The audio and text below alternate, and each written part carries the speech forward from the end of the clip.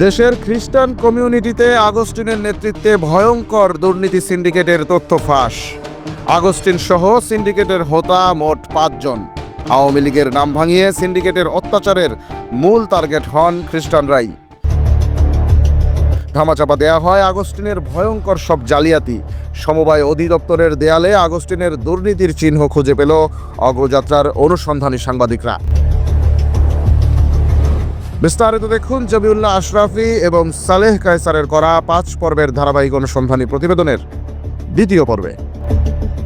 অতি সম্প্রতি the metropolitan খ্রিস্টান কোঅপারেটিভ সোসাইটি লিমিটেডের সাবেক অবৈধ চেয়ারম্যান এবং বর্তমানে অবৈধভাবে সমবায় সমিতিগুলোর শীর্ষ সংস্থা the cooperative credit union league of Bangladesh কালবের চেয়ারম্যান পদে থাকা আগস্টিন পিউরিফিকেশনের দুর্নীতি ও জালিয়াতি নিয়ে চাঞ্চল্যকর ধারাবাহিক অনুসন্ধানমূলক প্রতিবেদনের প্রথম পর্ব প্রকাশ করে অগ্রযাত্রা।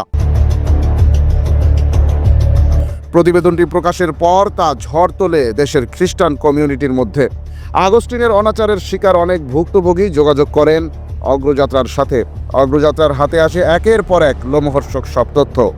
অগ্রযাত্রাকে দেয়া ভুক্তভোগীদের বক্তব্য, অনুসন্ধানে প্রাপ্ত বিভিন্ন আইনি নথি পর্যালোচনা এবং সরেজমিনে অনুসন্ধানে রীতিমতো বেরিয়ে এসেছে আগস্টিনের থলের বিড়াল। জানা গেছে, সমবায় আইন ২০০১-এর ধারা ১৮-তে ৮ নং উপধারায় স্পষ্ট উল্লেখ রয়েছে, টানা ৩ মেয়াদে দায়িত্ব পালন করা যে কোনো সমবায় সমিতির ব্যবস্থাপনা কমিটির কোনো সদস্যই টানা ৩ বারের পর আর নির্বাচনে অংশ নিতে পারবেন না। অথচ আগস্টিন পিউরিফিকেশন ২০১২ সালে দ্য মেট্রোপলিটন খ্রিস্টান কোঅপারেটিভ সোসাইটি লিমিটেডের চেয়ারম্যান নির্বাচিত হয়ে ২০২০ সালেই টানা ৩ মেয়াদ পার করেও ২০২০ সাল থেকে আরও টানা ২ মেয়াদে প্রায় ৫ বছর সোসাইটির চেয়ারম্যান পদ জালিয়াতি করে এবং সম্পূর্ণ গায়ের জোরে দখলে রাখেন ২০২৫ সাল পর্যন্ত। আর টানা চতুর্থ মেয়াদে অবৈধভাবে দ্য মেট্রোপলিটন খ্রিস্টান কোঅপারেটিভ সোসাইটির চেয়ারম্যান হয়ে আগস্টিন আরেক দফা জালিয়াতি করে বাগিয়ে নেন দেশের সমবায় সমিতিগুলোর শীর্ষ সংগঠন কালবের চেয়ারম্যান পদও। অদ্যাবধি কালবের চেয়ারম্যান পদে অবৈধভাবেই বহাল আছেন তিনি। আর দায়িত্ব পালনকালের পুরো সময়টায় আগস্টিন করে চলেছেন জমি ক্রয় ব্যবস্থাপনায় ৯/৬, হিসাব কেলেঙ্কারি, সমবায়ীদের হয়রানি, তদন্ত ধামাচাপা দেয়া সহ হাজার হাজার কোটি টাকা দুর্নীতি। এ বিষয়ে আদালতে রিট করে বা সরকারের সমবায় অধিদপ্তরে একাধিক অভিযোগ করেও কোনো সুরাহা পাননি খ্রিস্টান সম্প্রদায়ের সচেতন মহল। এমনকি আগস্টিন আদালতকেও সুকৌশলে করেছেন বিভ্রান্ত। উল্টো যখনই কোনো ব্যক্তি তার দুর্নীতি নিয়ে আওয়াজ তুলেছে, তাকেই টাকা ও ক্ষমতার জোরে হয় ফাঁসিয়েছেন মিথ্যা মামলায়, নতুবা অন্য কোনো উপায়ে করেছেন হয়রানি। আগস্টিন নিজে একজন খ্রিস্টান এবং খ্রিস্টান কেন্দ্রিক সমবায় সংগঠনের চেয়ারম্যান দাবি করলেও অনুসন্ধানে জানা গেছে তার হয়রানির শিকার প্রায় সকলেই খ্রিস্টান সম্প্রদায়েরই মানুষ। তাহলে আদৌতে আগস্টিনের এসব স্বেচ্ছাচারিতা ও অপকর্মের খুঁটির জোর কোথায়? এ প্রশ্নের উত্তরও মিলেছে অগ্রযাত্রার এবারের অনুসন্ধানে। একজন ভুক্তভোগীর জবানিতে উঠে এসেছে আগস্টিন সহ মোট ৫ জন মিলে খ্রিস্টান সম্প্রদায়ের মধ্যে একটি অশুভ সিন্ডিকেট গড়ে তুলেছেন, যার বাকি ৪ জন সদস্য হলেন নির্মল রোজারিও, পঙ্কজ গিলবার্ট গোমেজ, হেমন্ত কুরাইয়া এবং বাবু মার্কোস। কাকতালীয়ভাবে এই ৪ জনই দ্য মেট্রোপলিটন খ্রিস্টান কোঅপারেটিভ সোসাইটির উপদেষ্টা। আগস্টিন সহ এই ৫ জনের সিন্ডিকেট আওয়ামী লীগ শাসনামলের পুরো সময়টায় আওয়ামী লীগ সরকারের প্রভাবশালী পরিচয়ে আদালতের রায়ে প্রভাব ফেলা থেকে শুরু করে আগস্টিনের বিরুদ্ধে সমবায় অধিদপ্তরের তদন্ত থামিয়ে দেয়া সহ সকল অপকর্মের নেপথ্য নায়ক। এর মধ্যে বৈষম্য বিরোধী ছাত্র আন্দোলনে উস্কানি দেয়া নির্মল রোজারিও সহ এই ৫ জনই সময়ের ব্যবধানে ভোল পাল্টে বর্তমান সরকারের সাথেও খ্রিস্টান পরিচয়ে মিশে গেছেন, খেলছেন দুর্নীতি ধামাচাপা দেয়ার সেই পুরনো খেলা।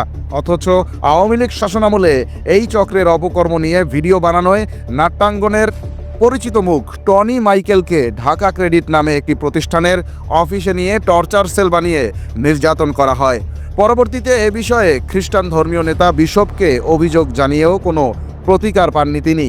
সম্প্রতি খ্রিস্টান সম্প্রদায়ের উচ্চ পর্যায়ের বিশপদের উপস্থিতিতে অনুষ্ঠিত একটি বৈঠকে দেয়া টনির এমন একটি বক্তব্যের ভিডিও ক্লিপ এসেছে অগ্রযাত্রার হাতে। আমাদের কোন কোন বিনিয়োগগুলো সঠিক জায়গায় হচ্ছে না সেটা দিয়ে একটা ছোট্ট ক্লিপ আমার একটা ইন্টারভিউ করা হয়েছিল এবং সেটা ভাইরাল হয়েছে এবং তারপরে আমাকে ডেকে নিয়ে রিমান্ডে বসানো হয় 4টা ক্যামেরা। আমি কোনোদিন ভাবিনি যে ঢাকা ক্রেডিটে 4টা ক্যামেরা বসায় তারপর আমার রিমান্ড হচ্ছে এবং সেখানে আমাকে বলা হলো বলতে বিভিন্ন লোকজনের যে আমাকে বলা হয়েছে, আমাকে চাপ দেওয়া হয়েছে যাতে আমি ওই ইন্টারভিউ দেই। তো আমি তারপরে সেটা রিগ্রেট করলাম এবং 5.5 বছর আমার সদস্যপদ স্থগিত থাকার পরে গত বছর আমার সদস্যপদ অ্যাক্টিভ করা।